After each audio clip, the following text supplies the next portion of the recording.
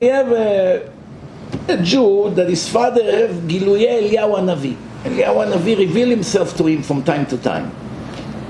He say, Abba, Dad, you have to teach me how I will be able to also see Eliyahu Hanavi. The father told him, you have to fast 40 days in a row.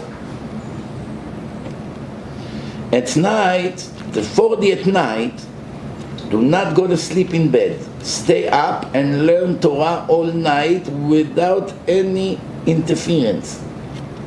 That's when you will see Eliyahu. You're going to see. 40 days the son didn't eat from morning to night.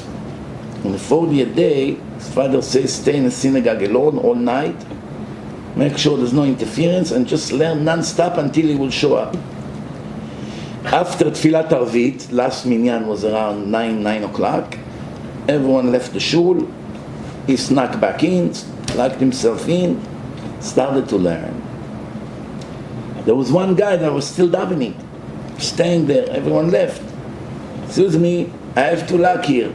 Rush, please. The guy finished, he went out, closed the door, started to learn. He was learning, so excited, tonight is my night. 2 hours passed. It's already midnight now. Someone knock on the door. Who comes to the shul at midnight now? He ran to the door, opened the door, major disappointment. Some homeless collecting tzedakah. Knock on the door. Help me out. Say what? I'm freezing, it's too cold outside. I want to sleep a little bit here tonight. Let me sleep. He said, no, it's not possible. You have to go. So why? It's a public synagogue. You are warm inside. I'm cold outside. Let me sleep in a corner. I won't make noise. Not tonight. You cannot. Trust me. Go somewhere else and sleep. They argued for about 2-3 minutes. The homeless turned around and left. And he stayed until the sunrise. People started to show up to the shul in sunrise. He said, I probably didn't get what my father has all the time. Very disappointed. I did everything as my father instructed me. Why I did not see Eliyahu? After Shachrit, he went home. He said to his father asked him, no, did you meet him? He said, nah. He said, he didn't show up? He said, no. He said, no one knocked on the door? He said, yes. One homeless knocked on the door. He said, how these homeless looked? Started to describe him. He said, that's Eliyahu Hanavi, my son. There was him. That's how I saw him in the first time. Knocked on my door like this, like a homeless.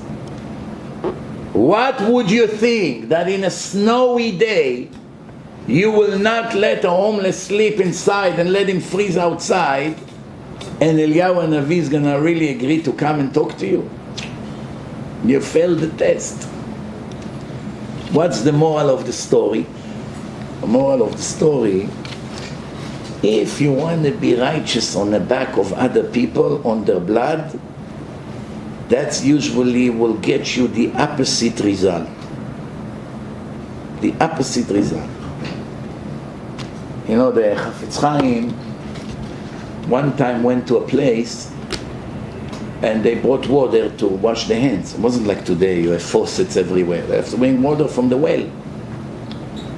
So he took very little water.